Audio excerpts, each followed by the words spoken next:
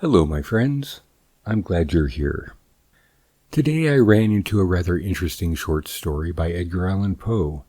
It's interesting in the fact that it's not a horror story. It's something more akin to possibly Charles Dickens, perhaps. So what I thought I might do is read it for you and let you decide who you think it sounds like and whether you like it or not. So let's begin, shall we? Sit back, relax, and sleep well.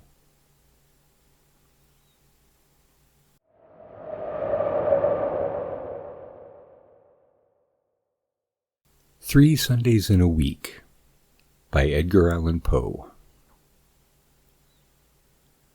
You hard-headed, dunder-headed, obstinate, rusty, crusty, musty, fusty old savage, said I in fancy one afternoon to my great-uncle Rumgudgeon, shaking my fist at him in imagination. Only in imagination.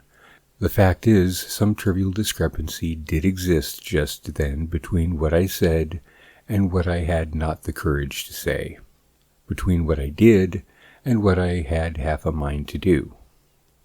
The old porpoise, as I opened the drawing-room door, was sitting with his feet upon the mantelpiece, and a bumper of port in his paw, making strenuous efforts to accomplish the ditty. Remplis ton vere vide, vide ton vere plein.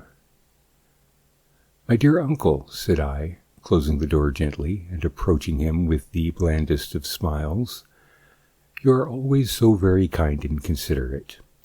You have evinced your benevolence in so very many ways that I feel I have only to suggest this little point to you once more to make sure of your full acquiescence. Hem, said he. Good boy. Go on. I am sure, my dearest uncle, you confounded old rascal, that you have no design really, seriously, to oppose my union with Kate.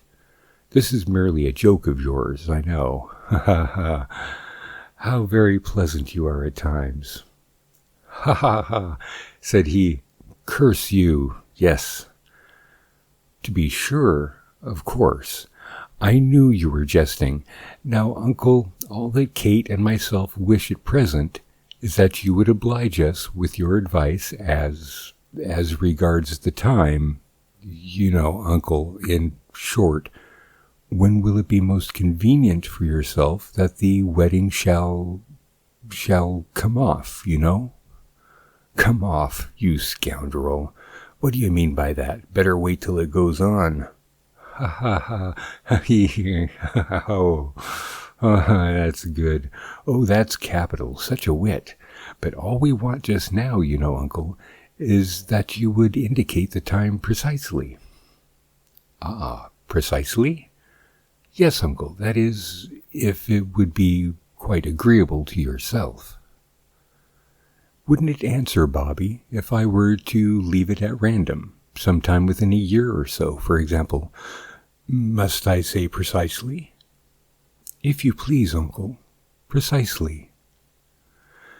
Well then, Bobby, my boy, you're a fine fellow, aren't you? Since you will have the exact time, I'll oblige you for once. Dear uncle. Hush, sir, drowning my voice. I'll oblige you for once. You shall have my consent. And the plum. We mustn't forget the plum. Let me see, when shall it be? Today's Sunday, isn't it? Well, then you shall be married precisely, mind you, when 3 Sundays come together in a week. Do you hear me, sir?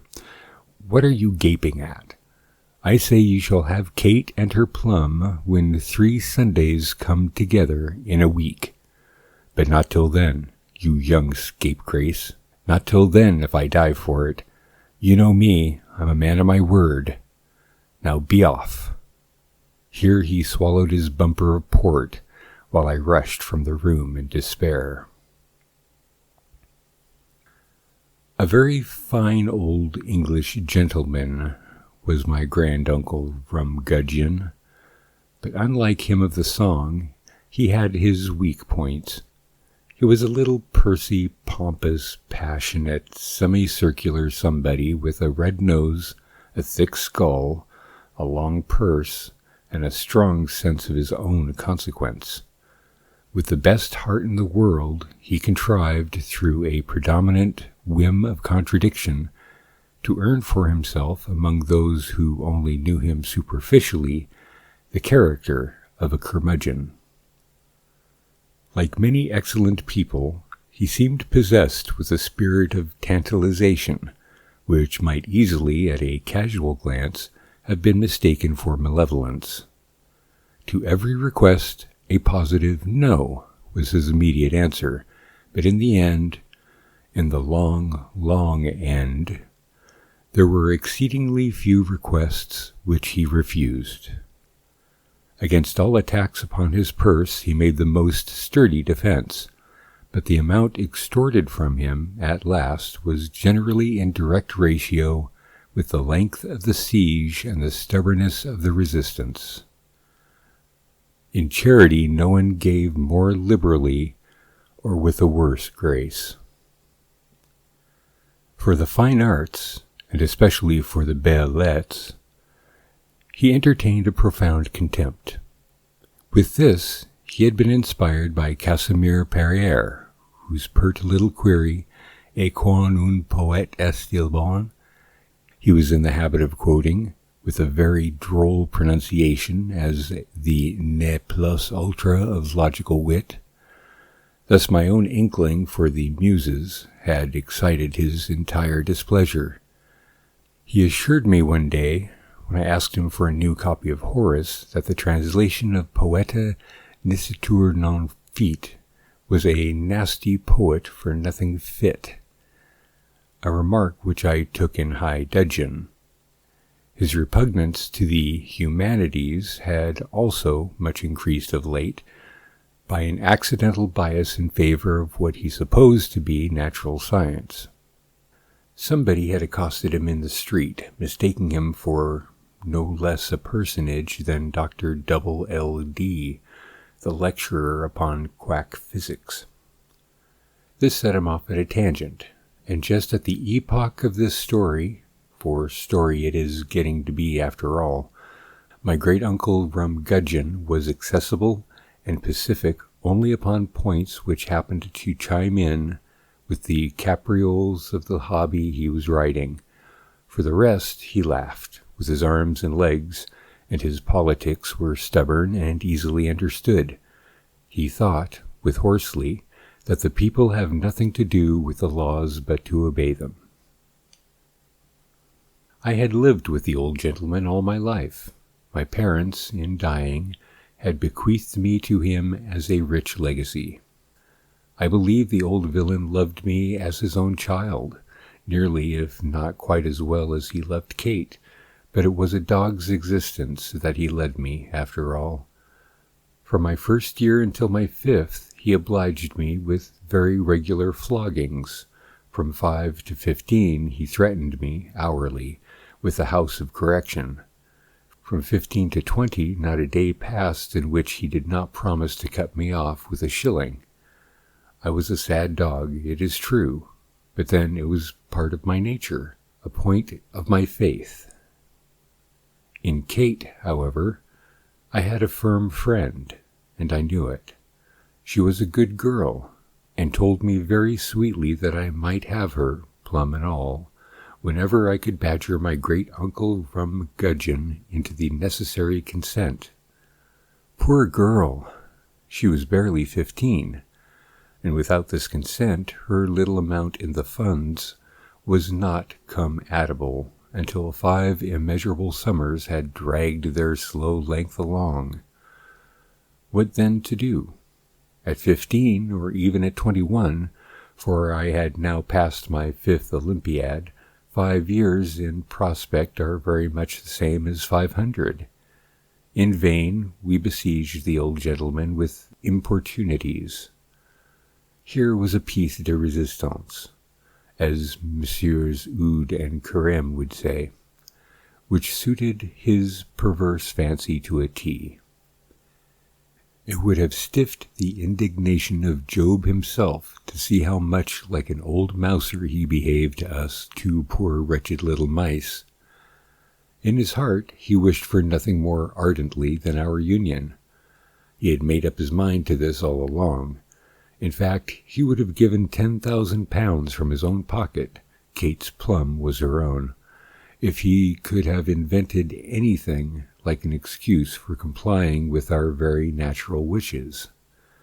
But then we had been so imprudent as to broach the subject ourselves. Not to oppose it under such circumstances, I sincerely believe, was not in his power.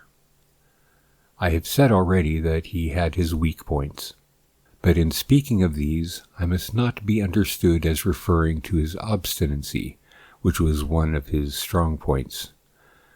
Assurément, ce n'était pas sa foible. When I mention his weakness, I have allusion to a bizarre, old womanish superstition which beset him. He was great in dreams, portents, et id genus omni of rigmarole. He was excessively punctilious, too, upon small points of honor, and after his own fashion was a man of his word, beyond doubt. This was, in fact, one of his hobbies. The spirit of his vows he made no scruple of setting at naught. But the letter was a bond inviolable. Now it was this latter peculiarity in his disposition, of which Kate's ingenuity enabled us one fine day, not long after our interview in the dining-room, to take a very unexpected advantage, and having thus, in the fashion of old modern bards and orators, exhausted our prolegomena, all the time at my command, and nearly all the room at my disposal. I will sum up in a few words what constitutes the whole pith of the story. It happened then, so the fates ordered it, that among the naval acquaintances of my betrothed were two gentlemen who had just set foot upon the shores of England after a year's absence each in foreign travel. In company with these gentlemen, my cousin and I preconcertedly paid Uncle Rumgudgeon a visit on the afternoon of Sunday, October the 10th, just 3 weeks after the memorable decision which had so cruelly defeated our hopes. For about half an hour the conversation ran upon ordinary topics, but at last we contrived quite naturally to give it the following turn. Captain Pratt. Well, I have been absent just 1 year. Just 1 year today as I live. Let me see. Yes, this is October the 10th. You remember, Mr. Rumgudgeon, I called this day year to bid you goodbye.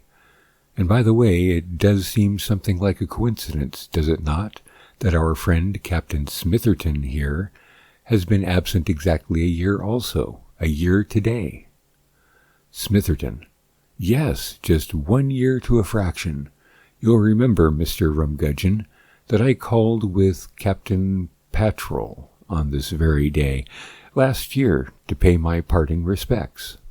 Uncle. Yes, I remember very well. Very queer indeed. Both of you gone just 1 year, a very strange coincidence indeed. Just what Dr. L.D. would dominate, an extraordinary concurrence of events. Dr. Dub, Kate interrupting. To be sure, Papa, it is something strange, but then Captain Pratt and Captain Smitherton didn't go altogether the same route, and that makes a difference, you know. Uncle. I don't know any such thing, you hussy. How should I? I think it only makes the matter more remarkable. Dr. L.D. Kate. Why, Papa? Captain Pratt went round Cape Horn, and Captain Smitherton doubled the Cape of Good Hope. Uncle. Precisely. The one went east and the other went west, you jade, and they both have gone quite around the world. By the by, Captain Double LD, myself, hurriedly, Captain Pratt, you must come and spend the evening with us tomorrow, you and Smitherton. You can tell us all about your voyage, and, well, have a game of whist, and... Pratt, whist, my fellow dear, you forget. Tomorrow will be Sunday. Some other evening. Kate, oh, no, fie. Robert's not quite so bad as that. Today's Sunday. Pratt, I beg both your pardons, but I can't be so much mistaken. I know tomorrow's Sunday, because... Smitherton, much surprised, what are you all thinking about? Wasn't yesterday Sunday? I should like to know. All, yesterday indeed. You are out. Uncle, today's Sunday, I say, don't I know? Pratt, oh no, tomorrow's Sunday. Smitherton, you are all mad, every one of you. I am as positive that yesterday was Sunday as I am that I sit upon this chair. Kate, jumping up eagerly, I see it all. Papa, this is a judgment upon you, about you know what. Let me alone, and I'll explain it all in a minute. It's a very simple thing indeed. Captain Smitherton says that yesterday was Sunday. So it was. He is right. Cousin Bobby and Uncle and I say that today is Sunday. So it is. We are right.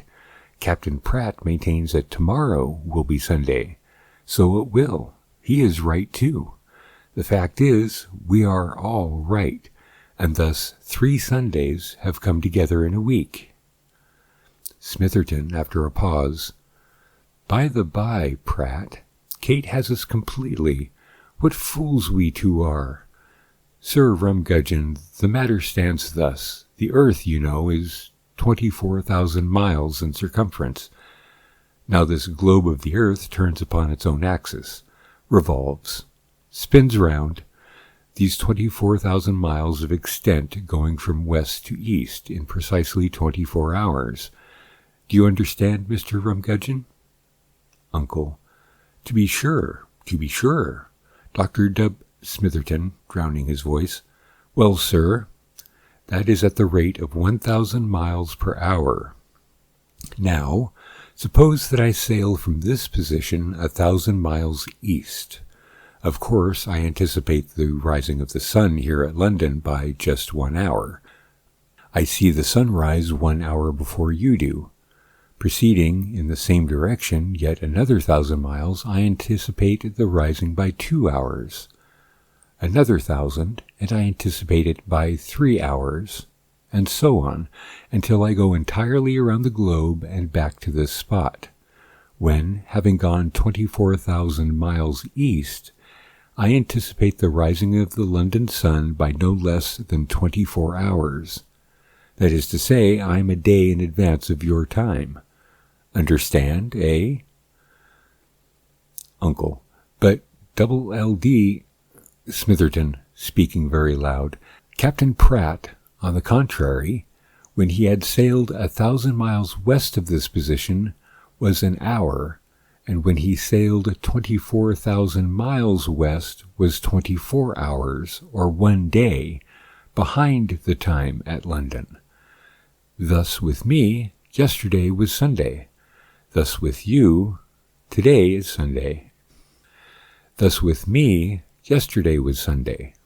Thus with you, today is Sunday. And thus with Pratt, tomorrow will be Sunday.